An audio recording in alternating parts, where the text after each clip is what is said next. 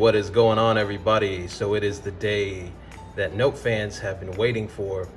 The retail version of the Samsung Galaxy Note20 Ultra is being delivered today for those who pre-ordered. Some people may be getting it tomorrow or the day after, but finally here I've got the retail version of the Samsung Galaxy Note20 Ultra, and this retail packaging looks a lot like the review boxes that some received. And you know what it is. I mean, the Note20 Ultra is a flagship city, Snapdragon 865 plus, 12 gigabytes of RAM. This is the 128 gigabyte base storage Mystic Bronze version here. There's also a 512 gigabyte version that only comes in black. I typically order through T-Mobile. I went straight through Samsung this time because T-Mobile's jump on demand prices have just gotten a little ridiculous in my opinion. And Samsung had some more compelling financing options for those who like to trade in phones and trade them in pretty frequently. So let's get underway here. So it says N20 right on the top of the box here, and you've got the S Pen in the color that you ordered. In this case, the Mystic Bronze says Note20 Ultra 5G on the bottom. This side of the box, completely blank. And on this side of the box, it says Samsung Galaxy Note20 Ultra 5. Bottom of the box here, you've got serial numbers, and it says Made in Vietnam. And on the top, it says Scan the Transparency app, okay? And on the back here, it says Unlocked by Samsung. And it lets you know what is in the package. Contains the phone, the S Pen, the wall USB charger, quick reference guide, and terms and conditions. So no headphones, as many people have mentioned. The USB headphones that always come with Samsung Galaxy phones ever since they did away with the headphone jack. Not in this box apparently. So that's all right. Let's get started here. I think a lot of people are living the wireless life by now. Anyway, I know I am. It would be nice to have a headphone jack or have the USB headphones in the box, but it is what it is, right? It also says printed with soy ink here. I don't know if this is common. This is the first time I've seen it. Packaging is recyclable. Packaging has been recyclable, I think, for a little bit now. Anyway, all right, let's open this up. It's pretty easy. And here we go. We are immediately greeted with this mammoth behemoth of a phone. We'll set that aside for now. And let's see what is in the box here. On the top of the box, there's usually some printed materials here. And it's probably no different this time around. Let's see.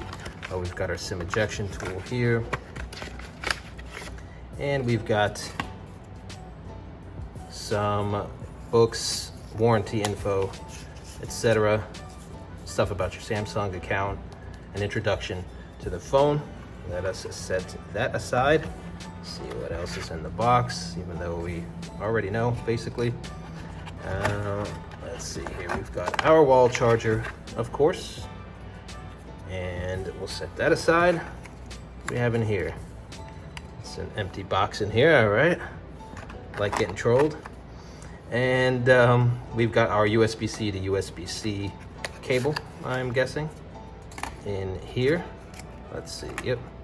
USB-C to USB-C. Nothing particularly special there. And I believe that is it. So, all right, we'll set this aside. Put this back here.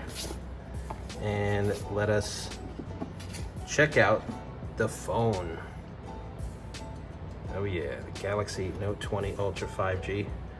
It's a big boy. There's really no getting around it. And this color is absolutely gorgeous. This has to be, for me, a top 10, maybe top 5 color all time for Samsung. Really, really like this. It is a very deep bronze. I know a lot of people are concerned about whether or not it's a kind of a rose gold. Some people may like that. I shouldn't say just concerned, but I mean, I saw this thing hands-on at Best Buy, and rose gold did not come to mind, and it doesn't come to mind right now either. I mean, maybe in some lights it'll look like that to some people, but in person looks like the color that is advertised, and that is Mystic Bronze. So you see this giant camera hump on the back. At least they're owning it this time, and they made it look nice. I like these metallic rings. I like the way it's designed. Of course, we'd rather probably not have a giant camera hump, but you know, at least we're getting a lot of camera goodies with it. Let's take a tour around the phone. You see very, very, very thin metal chassis on the side. It is polished. On the other side, you have your volume rocker, and you've got your power button. Again, very thin metal chassis, and a little bit thicker around the buttons. On the bottom, got a microphone, got your speaker grill, your S Pen, and USB-C port. Again, polished on the bottom. And on the top, you've got your SIM tray, SIM and micro SD tray, and a noise canceling microphone. So let me shut up and peel this off. That didn't make much noise. All right, well, still satisfying. Ooh, you see this, I guess, matte finish, almost like a frosted glass on the back. It's really nice. Now, I still think glass in its natural state, where it's a little bit reflective, is nicest, is most premium, but this looks very good in this finish. And you've got the Samsung logo kind of glossy there to match the metal chassis. You got is this a built-in screen protector? It is not. Okay, this is the first Samsung flagship, I think since the S10 here in the United States, that does not ship with a screen protector pre-installed. This is just a piece of plastic to take off, so interesting. Well, I would have taken off the screen protector anyway. I'm not a big fan of those. So here it is. All right, let me put my SIM in here, boot this thing up, and I'll be right back. All right, so I'm back here. Got my SIM inside the Galaxy Note20 Ultra. Let's boot this bad boy up. And while I'm doing that, let's see if there's any more plastic to take off here. I believe there is. No? Yes? Let's see here. I think so. Yes. All right. Sorry, I don't know if I did that off camera, but had to get really, really close to it. This is a little bit more difficult to peel off. All right. And on the bottom, get this off before we get started here. Let's see, giving you the full unboxing experience. And there we go. So I think I've got all of the plastic off of this thing. Service provider update, your device will restart. All right. Configure features. Again, this is the unlocked model, so I guess this makes sense. The device will restart with some carrier settings. All right, and while that is restarting, I'll show you here, just to compare the size. This is my Galaxy Note 20, the regular Note 20, and as you can see here, this thing is absolutely tiny compared to the Note 20 Ultra 5G. Now listen, I would have gone for the regular Note 20 if it wasn't so gimped. I mean, that 60 hertz display, I don't even care about the plastic. Okay, I'd rather it be glass, but man, if you're looking at the Note 20, the regular standard Note 20, I would really look at the standard Note 10 instead. I mean, you're getting the same refresh rate, basically the same display, and you're getting a little bit better build quality. It's last year's flagship processor, but there isn't a huge difference. Anyway, here we go. Let's get started. You can already tell that there's a little bit of a wobble there because of that camera hump. Terms and conditions, privacy policy. All right, I will not opt into the optional things right now. All right, I connected to Wi-Fi network. I do have 5G signal as well. I typically start these phones from scratch. Sometimes I slide my data over, but I think I'm just gonna start from scratch and go to don't copy. All right, got my info in here. Signed in with my Google account. Says just a sec, your assistant will be right with you, refreshing SIM data, and you pick what you want to opt into here and click accept. And I am going to I'll set up a fingerprint or two right now. let's go to fingerprints. All right, start scanning with the tip of your finger. Let's do this here with you guys, and I'll kind of attack it at a few different angles here. See how that goes, how that works. And I typically like to scan with each thumb, so I'll do 2 instances of each thumb. But for now, let's see here. I'll just do 2 instances of this right thumb, and I'll set up the rest a little bit later. But this should be the same ultrasonic fingerprint sensor that is in the regular S20, or the S20 lineup, I should say, including the Plus and the Ultra. And there we go. So I'm just going to go to next here, adding finishing touches. This may take a few minutes. Sign into my Samsung account. All right, and I can already tell that this has a pretty solid haptic engine. All right, and there was a second layer of authentication that I had to use for the Samsung account. It sent a code to my S20, and we are all set. There we go. We are greeted with the initial wallpaper here. What a gorgeous display as well. And let's dive into settings here. We're greeted obviously with the regular navigation buttons, which I'm going to change to swipe navigation. And it made sure that we saw Samsung Pay there on the bottom. And there's going to be a lot for me to set up, the apps I want, all the default settings I want, etc. So let's just dive right into settings here. Take a quick look at what settings has to offer here. And you see what version of the phone we have here out of the box. It's One UI 2.5, Android 10. And let's go back here and go through the settings. Everything you'd expect from a modern Samsung Galaxy flagship. Starts with connections, sounds and vibrations, notifications, display. Let's dive into display here. I prefer dark mode, and I will set it to dark mode here in a little bit.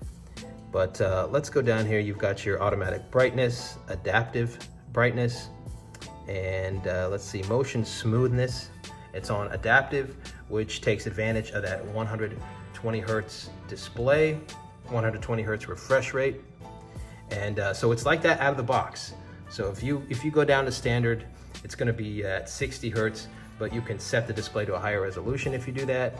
I've got no interest in that at all. This is an incredible display, and full HD is enough as far as I'm concerned. Your opinion on that may differ. Of course, it'd be great if it lets you use the max resolution at 120 hertz, and maybe a future software update will enable that, but it's at 120 hertz out of the box. Screen mode is at vivid. Those are basically all the settings that I like, that I set it to. When I got the S20, I set it to vivid and set it to 120 hertz. And there you see the screen resolution. If I set it to WQHD plus, of course, the refresh rate would go down to 60 hertz. So let's keep it here at the adaptive refresh rate. And it is as smooth as you'd expect, as smooth as it is on the S20. Now, this is adaptive, and the S20, I think, is just a full-time 120 hertz, except in a few apps. So I can't comment yet on whether it's going to be as smooth an experience full-time as it is on the S20, but it should be, and by all accounts, the reviewers so far, it's pretty great. So let's get out of display here, and let's take a look at some of the wallpapers that come with the phone. There you see the lock screen and home screen wallpapers. Let's take a look at my wallpapers. And you've got various video wallpapers here. You see the motion there. All right, I think I'm gonna mess with and change all of these, but just showing you some of these. Let's take a look at this one here. It's a different pattern and color. Very, very interesting here. So that is a video lock screen wallpaper. And let's see the rest here. You see the patterns and colors, etc. So that's about it as far as the built-in wallpapers. And of course, you've got your theme store if you want to download, you know, just a variety of different themes. But let's go back here. I don't need a themes shortcut. Let's see here, lock screen. Of course, this is where you're going to set up your always on display, clock style, etc. Get into that a little bit later. Biometrics and security. I'm probably going to add another 2 fingerprints and my face, just to make biometrics that much faster. And you see the various options you have here. In case you were curious, you've got your Google settings. Your Google settings give you a number of things you can customize. And of course, at the top of the list, COVID-19 exposure notifications. And let's see here, device care, apps, etc.